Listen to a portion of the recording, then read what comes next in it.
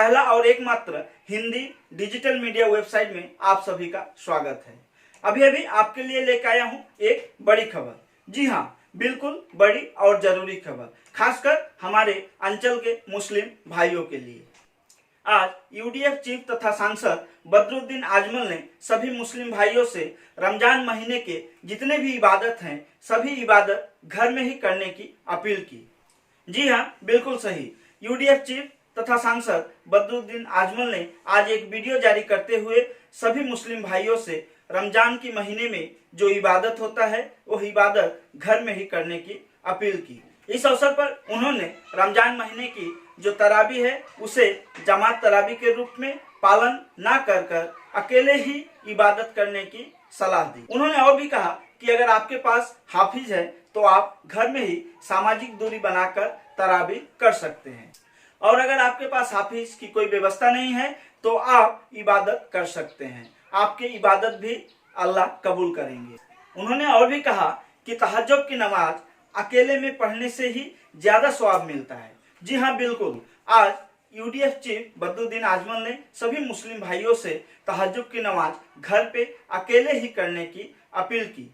उन्होंने और भी कहा कि रमजान महीने में जो लैलतुल कद्र आएंगे उसमें इबादत करने से 1000 साल की इबादत के समान होती है। लेकिन इस अवसर पर उन्होंने सभी मुस्लिम भाइयों से अपील की, अनुरोध किया कि वो मस्जिद की तरह रुख ना करे, अपने अपने घर में ही सारे इबादत करें। सामने आ रहा है, मैं अपने मुसलमान भाइयों से, बहनों से, सबसे हाथ जोड़ के गुजारिश कर रहा हूँ, जिस तरीके से गुज़िश्ता 1 महीने से आप लोगों ने मस्जिदों में जाना बंद किया, बहुत बहुत मुबारक हो।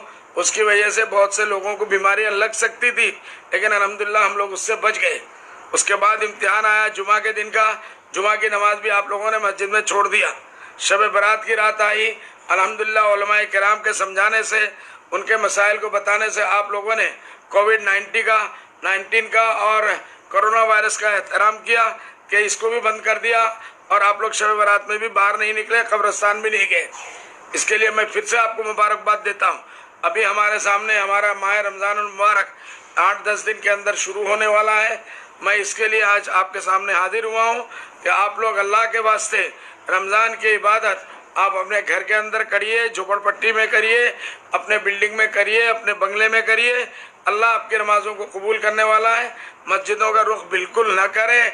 जमात तरावी मस्जिद में करने की कोई ज़रूरत नहीं।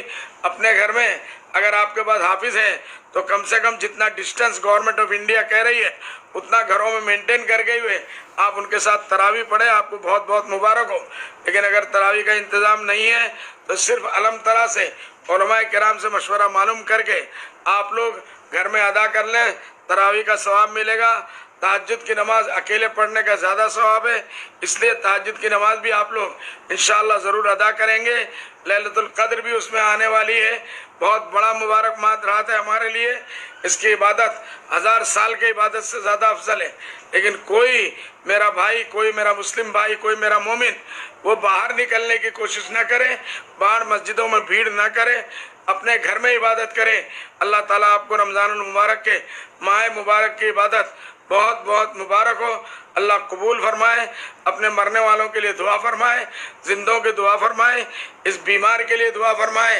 कोरोना वायरस को अल्लाह पूरे हिंदुस्तान से ही नहीं पूरी दुनिया से ख़त्म कर दे। वालेकुम अस्सलाम व रहमतुल्लाहि व बरकातुहू।